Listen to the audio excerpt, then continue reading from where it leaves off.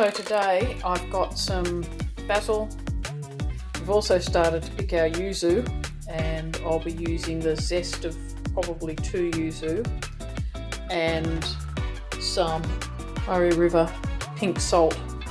And I'm going to make a basil and yuzu salt, a simple flavouring which I can use at all sorts of things. I'm picking all the leaves off, checking that there's no bugs, getting rid of any of the gotty stuff before I start chopping them to put them in with the citrus zest into my bowl with the salt. And I'll talk about proportions in a second.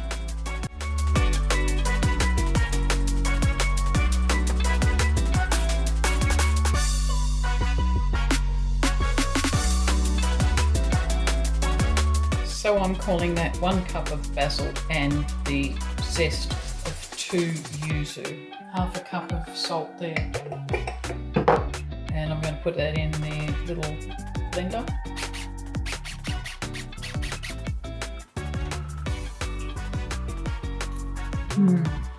Yum. I'm just going to give it another really quick whiz, spread it out on a plate and leave it to dry out. And then I'll be able to pop it in a jar and use it on all sorts of things in the kitchen.